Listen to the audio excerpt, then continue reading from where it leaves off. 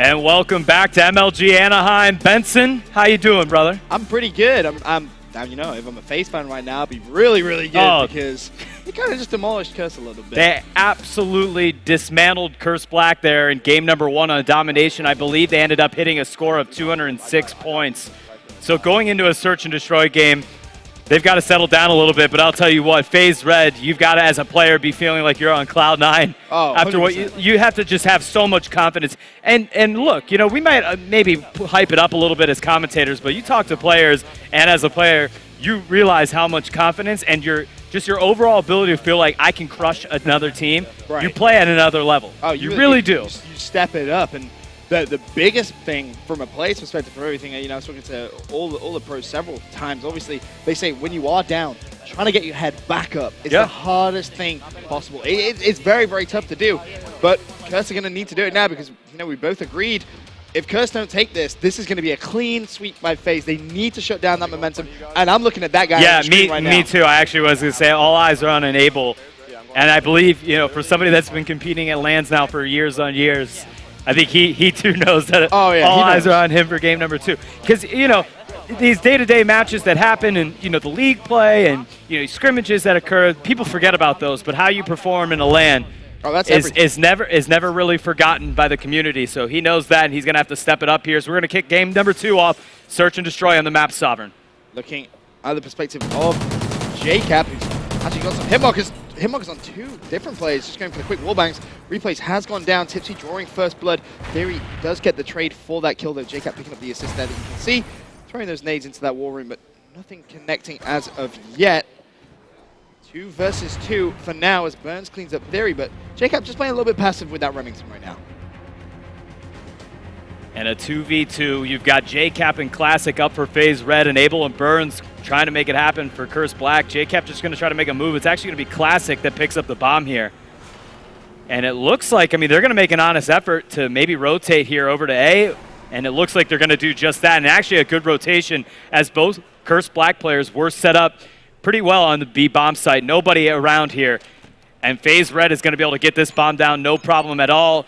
And Curse Black finally realizing that the bomb is going down, going to try to make a rotation to their own to get back here. But I like how they're set up. They're covering both ways, as you can see in the mini-map, how the arrows are positioned. And this is really the best way you could possibly set up in a 2v2. It really is. It's going to be JCap, I believe, who's going to have the action. You can see a player directly behind Classic. Right hand side, he picks up Burns. Meanwhile, Enable's going to go, and he gets the 2-piece. Wow. And he gets the clutch. And that was almost like a collateral there. Right, but you have to give him a little bit of extra props there, because he's recovering from a, let's be honest, he needed that. awful game 1. Yeah. So he needed that. That's going to give him the world of confidence, kicking things off with a nice clutch 2-piece and the bomb diffuser as well. That's going to give him round number 1, and you just see that big sigh of relief. Is that maybe? No, it might have been a yawn. I was going to say a sigh of relief. But for the sake of entertainment, we're going to call it an exciting roar. An exciting roar. Okay, yeah. That's what we'll go with. But it was kind of interesting how that worked out, because on the box, you know, he just was going for that one kill. He didn't even know that the other player was there. He stepped down, and that Call of Duty timing sometimes is a real thing. There's no doubt about it. Curse Black going to try to make a push on A. Burns is going to get first blooded at the hands of Replays. Tipsy going to get the bomb down for Curse Black as they set up on A. And let's see if they're able to do it, because now both Tipsy and Burns and Mochila are all out of the game. So Enable in a tough 4v1 situation. Shots being fired down middle. And they're going to go for a bait and switch, and they get it as Classic was able to clean the kill up.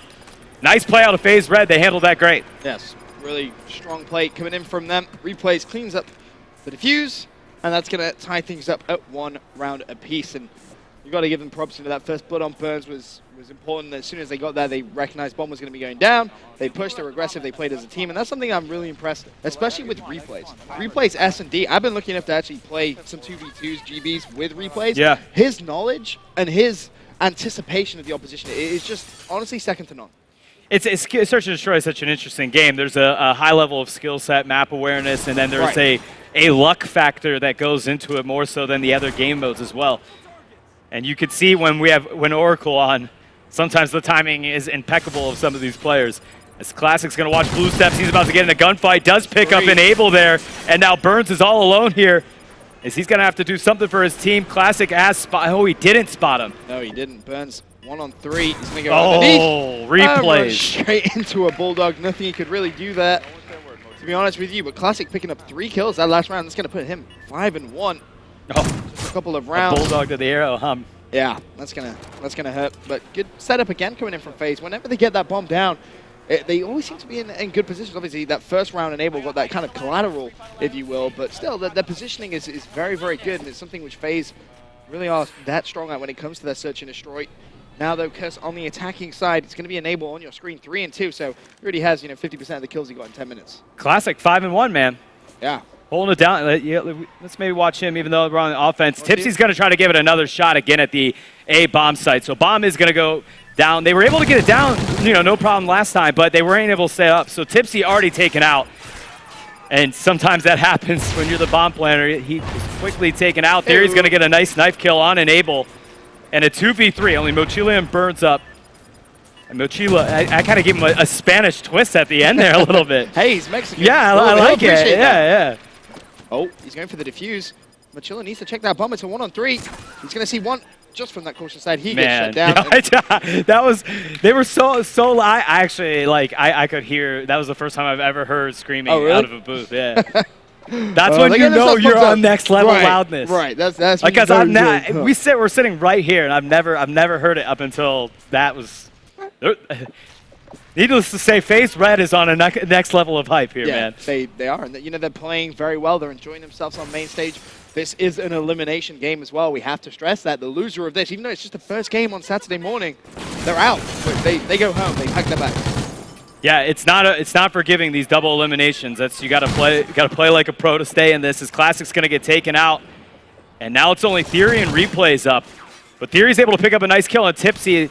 And again, Tipsy dying quickly for his team every round. Enable another 2-piece to end a round. There we go. He's starting to get his shot back on. And you said Enable's a player who's won multiple Halo championships. And you see the best players in the world, the Crimsix, the Aches, the Scumpies. Whenever they do have a bad game, they just easily forget about it. They perform in the second game. And that's exactly what Enable's doing right here. 5-3 to kick things off.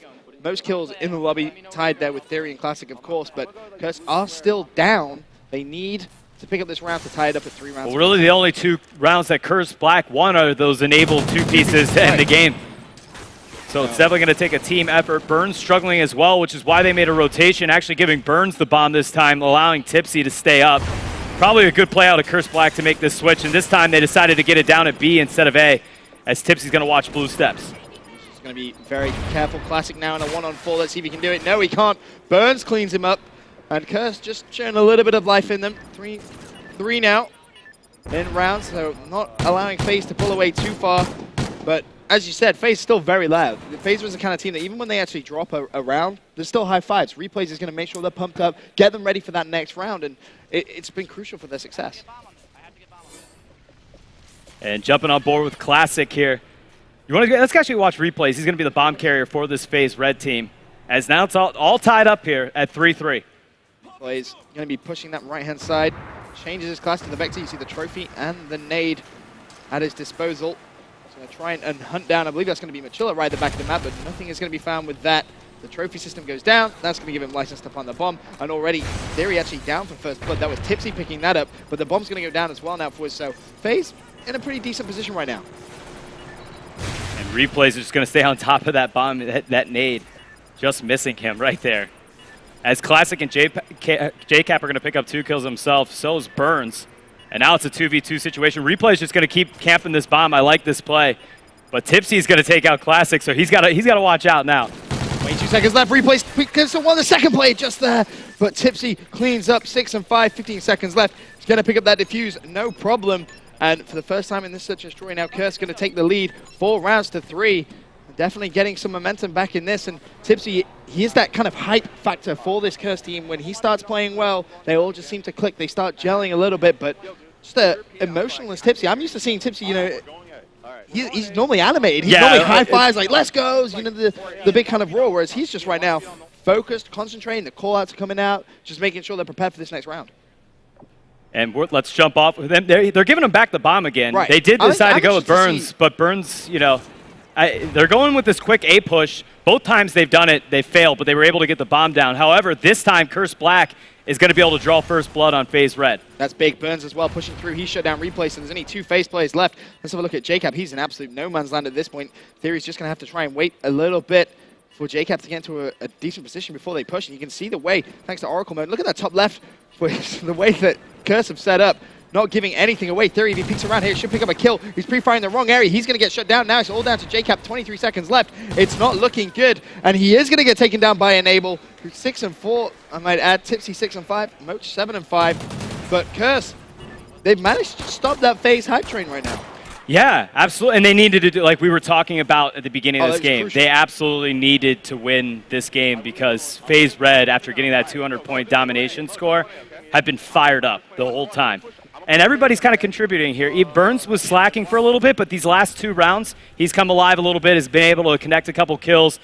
And now you've got Faze that's going to make a B push, and it looks like they're going to go quick. They did break glass, so the call-out should come in that some of the players are making a move here.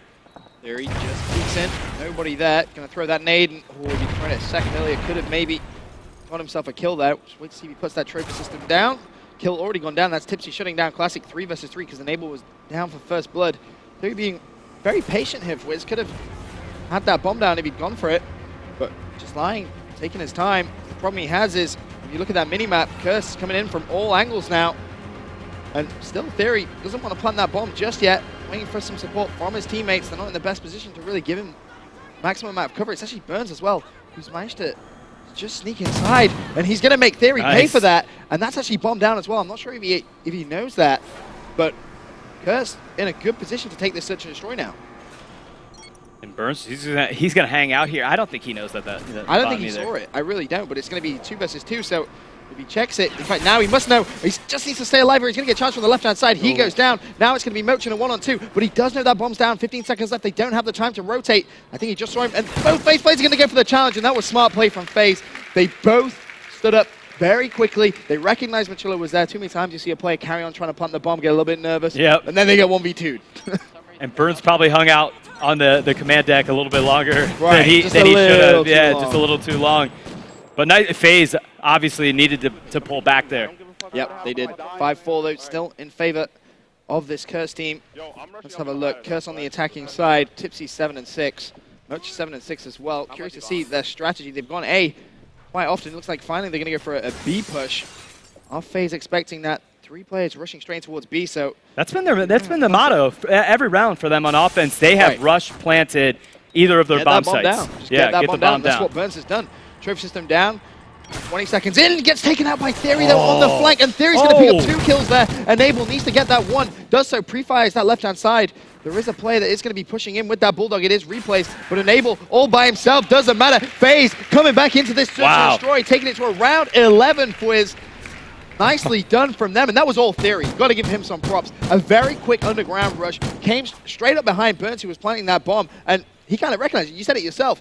You know, Curse playing for the quick plant. Theory recognized it, challenged it, and got himself a 2-piece. You can't. Curse Black can't let this one. If they can't let this one slip away like that. 5-3, 1 round away. Yeah, you're right. It probably it might be a nail in the coffin at that point. How do you recover from that? I mean. They're going to make another quick B push in here. They're going to keep it up. This time, Tipsy's going to be able to draw first blood on Theory, taking him out, so that's going to be helpful. Bomb is going down now, and it looks like he should have no problem getting that one off. They've got a nice setup in B.